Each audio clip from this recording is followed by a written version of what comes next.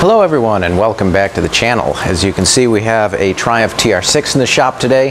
This is a car that hasn't been running for years, and just based on the state in which it came in, I can tell you right away the fuel is likely to be gummed up in the carburetors, probably in the fuel pump, maybe in the lines, and possibly all the way back through the tank. So when a car sits for a long time and fuel has been in it, it tends to just varnish up and just stop flow, basically. So we're looking at what do we need to be able to do with those. The distributor seems okay, but I've removed it from the car anyway. We're going to throw that on the distributor machine, check it out just for operation. We're going to be going through the valves and make sure that those are set appropriately and that they're operating correctly. And then as we're going through, we'll change hoses, that kind of thing. We're going to make sure all the fluids are new. And of course, we've looked at the spark plugs, which are awful. They're black, they're rusted. There's really not a whole lot that's good to say about these, so we're going to toss those and get some new ones. And we're going to do the cap, rotor, plugs, wires all together. And then after that, let's see, we're going to need a battery. I already said change the fluids. And yeah, that's about it.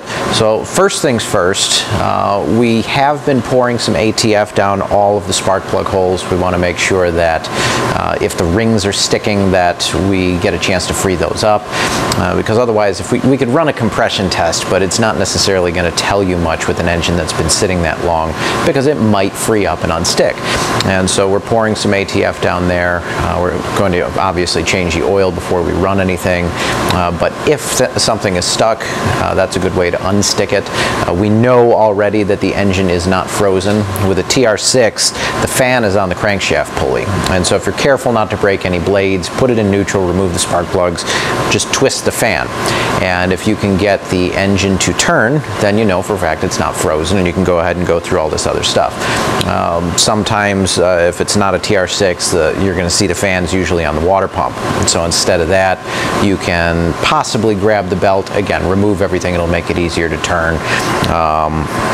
You can sometimes get a wrench on the crankshaft pulley. That's how you would do it on a Spitfire anyway, and a number of other cars. So make sure the engine turns, start pouring ATF down the cylinders, and then from there you need to figure out what's likely to have been damaged just from sitting and attack that. So anyway, that should get the engine running. The reason this car was parked then was because the clutch hydraulics failed. So we're going to be going through that, changing the master and slave and bleeding that out. It's going to need a set of tires because these are older than dirt, so we're going to, that's the date code, older than dirt. We're going to be changing those out too, and then of course going through the brakes, and just generally we want to make sure that it's safe and fit for the road. So that's what we're going to be doing, and we're going to have that project running for the next few weeks. So stick with us. It's going to get entertaining, maybe not, I don't know. If you're watching, you're the one that's entertained. So stick with us if this is the sort of thing you like, and we will go through those systems and show you how we're doing it. Okay, we're going to start with the carburetors because, well, no other reason than besides that's everybody's favorite part anyway. And on a twin carb setup, it's best to just remove the linkage between the two and start there.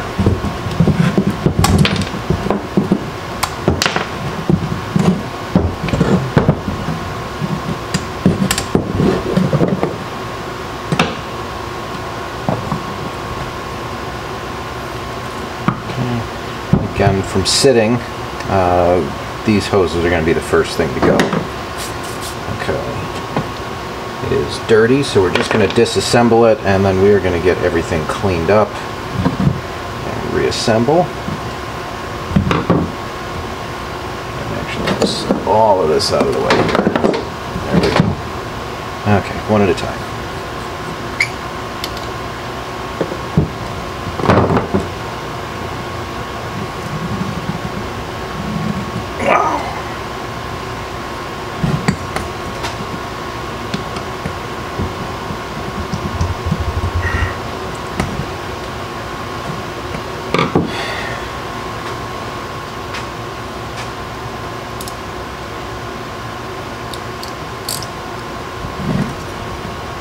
For anyone paying attention, these are posi drive screwdrivers that I am using, including this bit.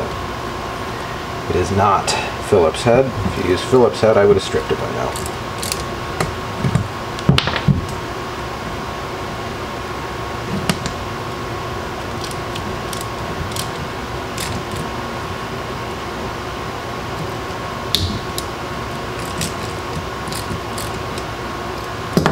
And these are just some of the nuts from when the car came off the car.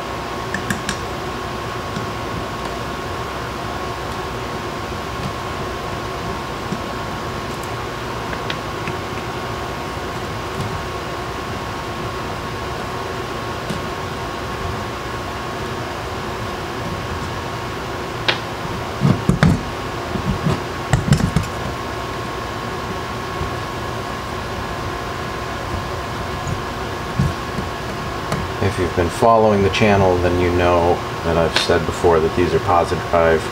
You can use a Phillips head screwdriver in a pinch, but you really shouldn't. You will strip out the screw heads, which is why so many of them are stripped out to begin with.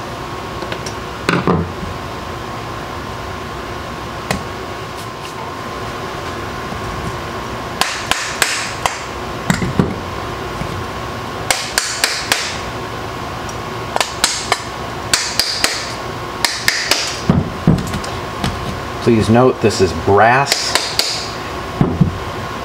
You can use a hammer with a brass drift, but please don't go whaling on the aluminum with the steel mallet.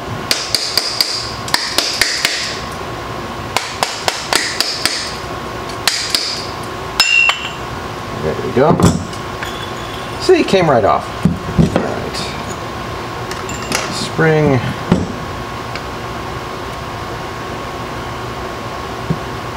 A little bit stuck on there, isn't it?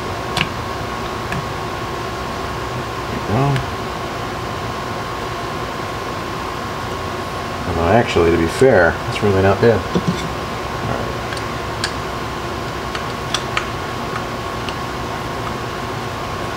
Right. These are positive drive too.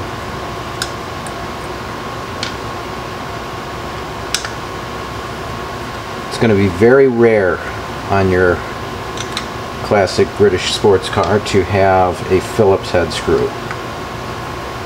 They just really weren't used. So if you've got a set of screwdrivers and you're planning on using them for your car, you would do well to add a positive drive screwdriver set to your arsenal, or you will be stripping screw heads left and right.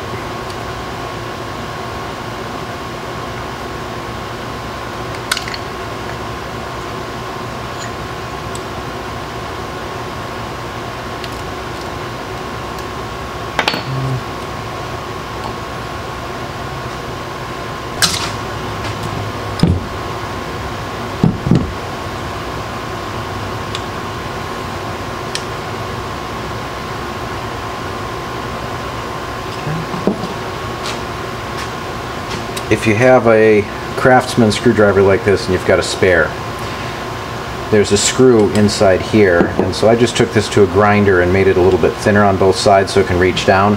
Otherwise your standard Craftsman screwdriver is going to be too wide.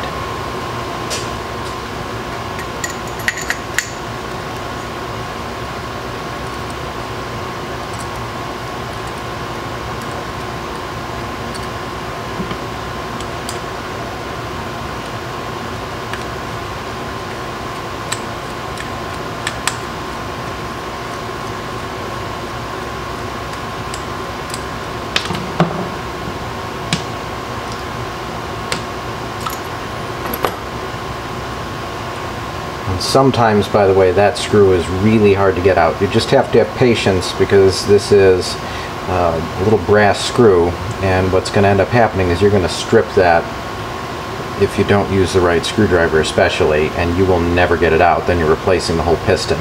If you needed to and you happen to have access to a press, this tube will come out. You can kind of see the outline there. You can press it out, and that also works if you wanted to just use the piston from one of the carburetors that's either non-adjustable or it has adjustable jets, and you wanted to convert it to adjustable needles. Take this piece out. You can swap it around if this is damaged or broken. But anyway, nothing that we need to do right at this moment. Yeah, let's see, that's too big.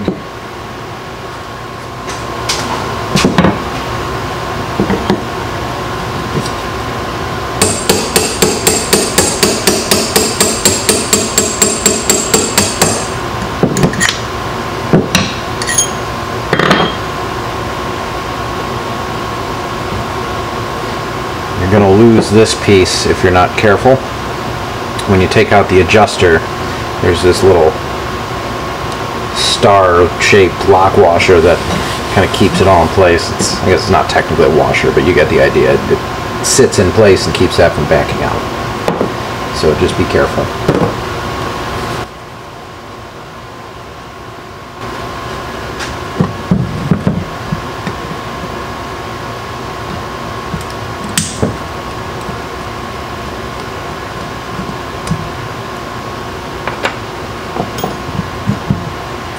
Believe it or not, this is actually easier than some other ones I've taken apart, so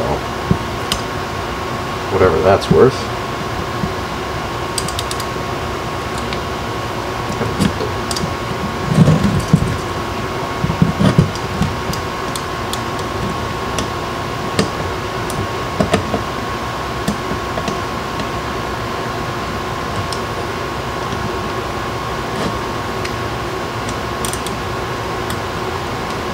It says 7/16, but I'm having trouble getting the wrench on it.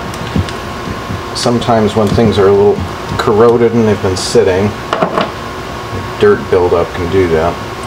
Alright, so I just wanted to get this nut loose because it's a lot easier to do while it's fixed to something.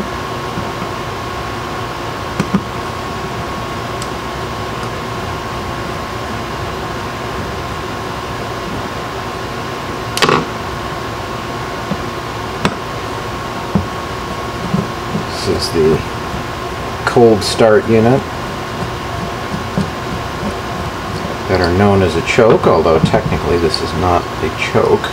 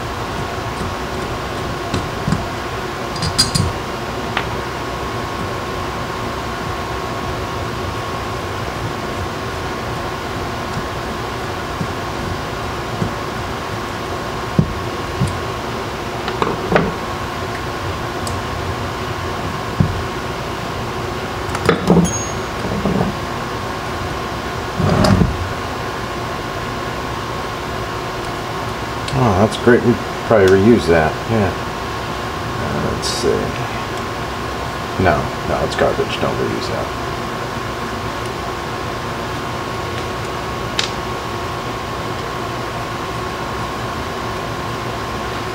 This is the bypass valve. In here I'm expecting to find a diaphragm that is most likely torn. They usually are. Unless somebody's been in to replace it. Well, it's not torn, but I bet it's hard as a rock now. Let's see. Well, that certainly is.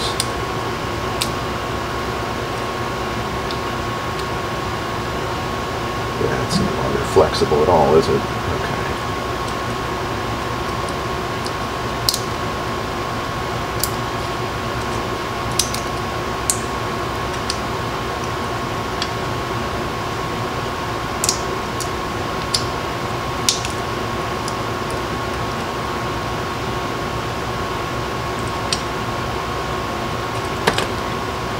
There's a certain level of mechanical sympathy, by the way, when you're taking these things apart. So you see me using a screwdriver.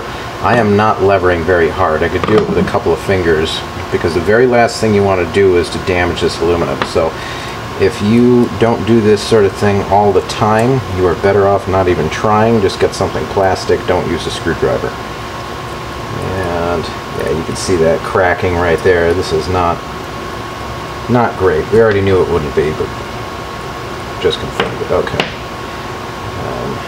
This will potentially come out here. Well, let's leave it for now, because that oftentimes won't seal later. All right.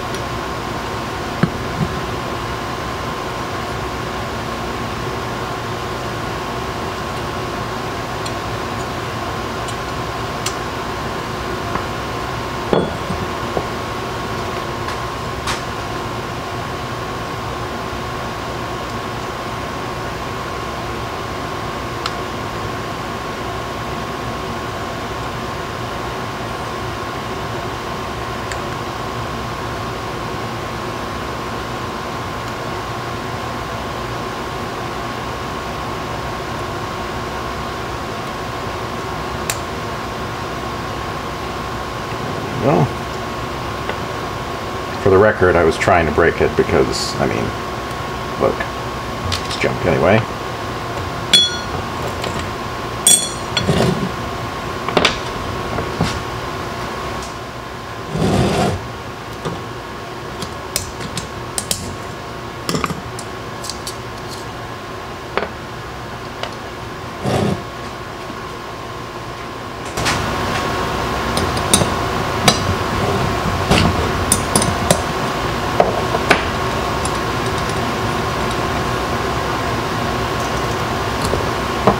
way. If you want the actual wrench, this is a 1/4 inch Whitworth, which is just slightly bigger than a 1/2 inch wrench. You should be able to get it out, but you also might not be able to, so bear that in mind.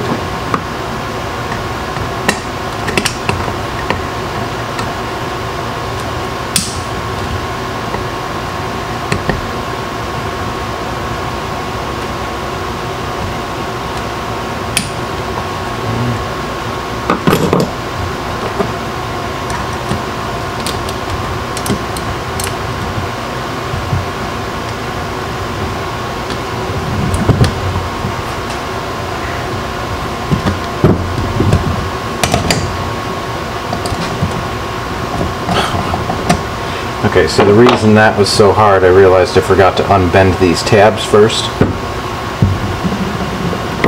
So to kind of lock it in place, you'll notice there are these folded over tabs.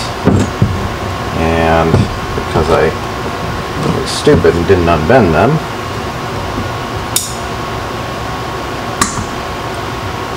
held it in place and made it very difficult to turn when in fact it's actually kind of loose.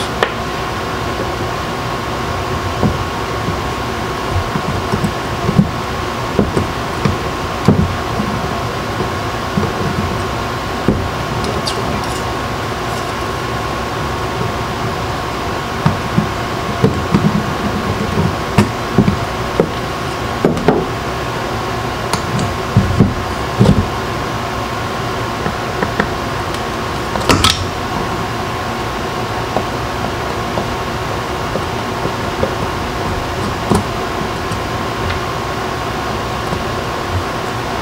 Typically these 2 screws are junk when you pull them out, so make sure that you've got backups for them.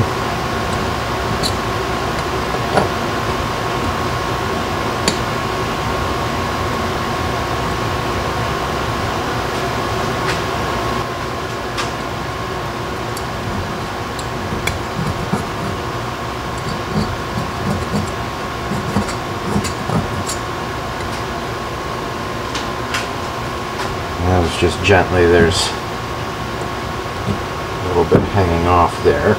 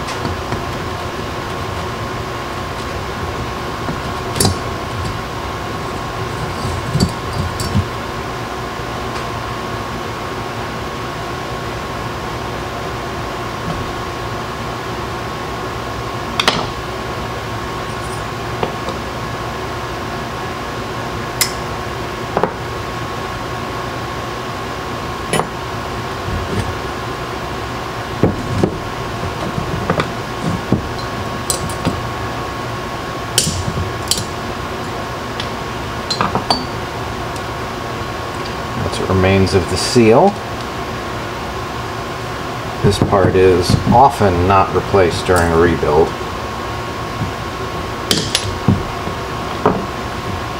And it looks like we've got no exception here. That was definitely not replaced, if this has ever been a part.